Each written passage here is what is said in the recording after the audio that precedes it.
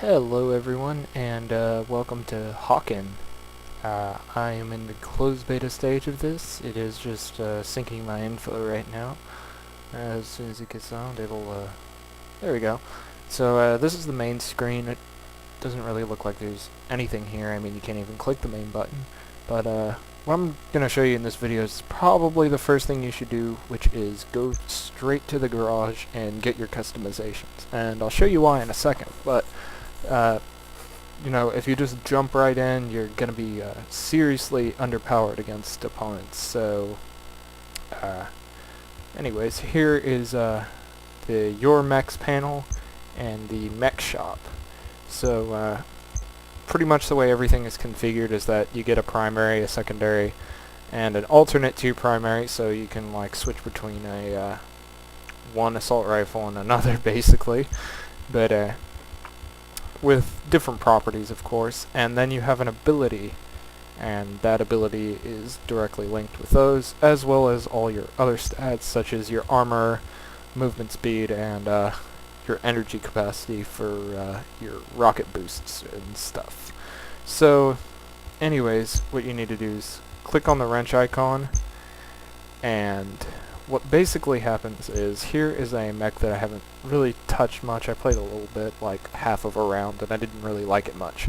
But you can't change the alternate primary weapon, but it leaves it right here, and I feel like you should just be able to click it and change it so that you can at least have a little more customization. But as far as customization goes, you have items. An offensive item, like the charge, detonator, or turrets, which you do have to buy.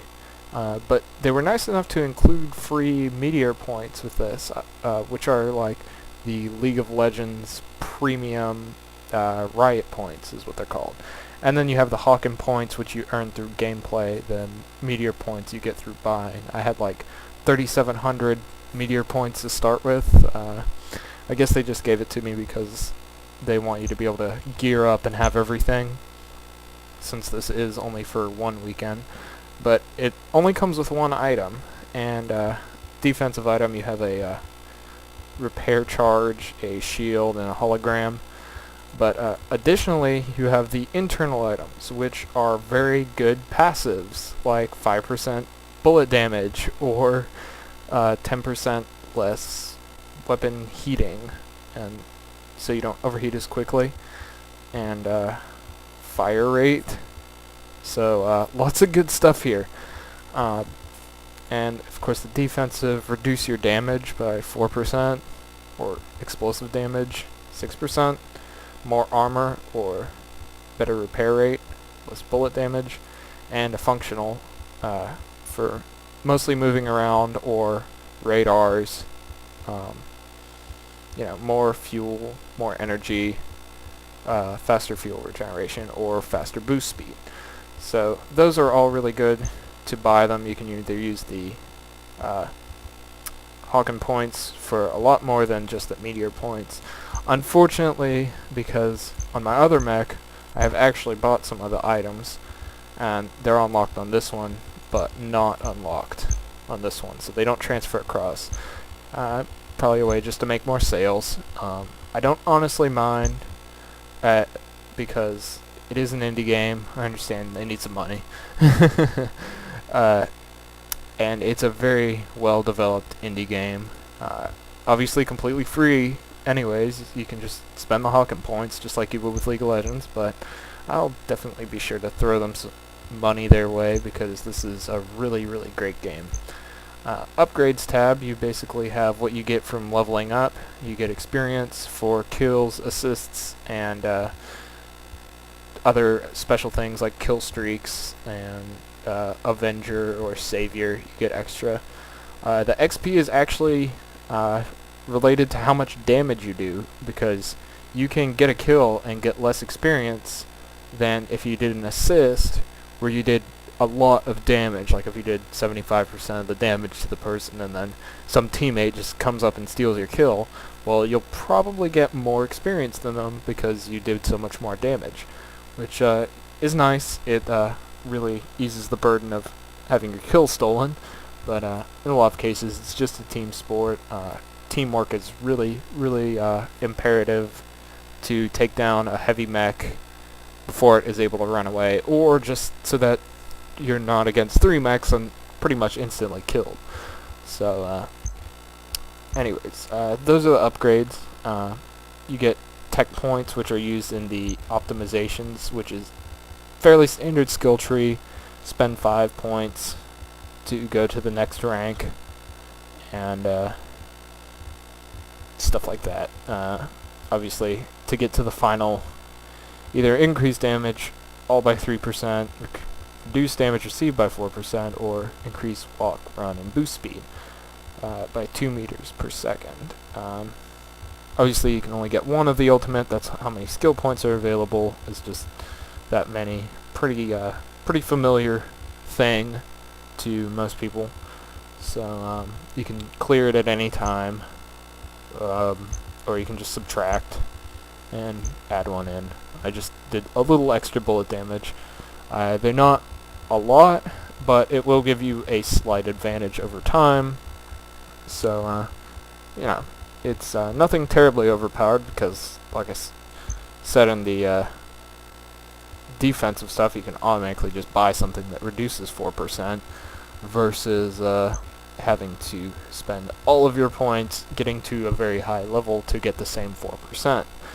Of course, then you can have a completely different item, or they would stack defensive buffs. Next is the body shop, and they actually released a patch the first day into the closed beta. These used to be called Noob, and now they're just called Rookie. I guess they're trying to get it a little more professional looking. It even had it in all lowercase. They're much like skins on League of Legends, only for meteor points, and they don't do anything. They just add a little extra flair to your mech. I'll stick with Television Head Rookie and all the other stuff.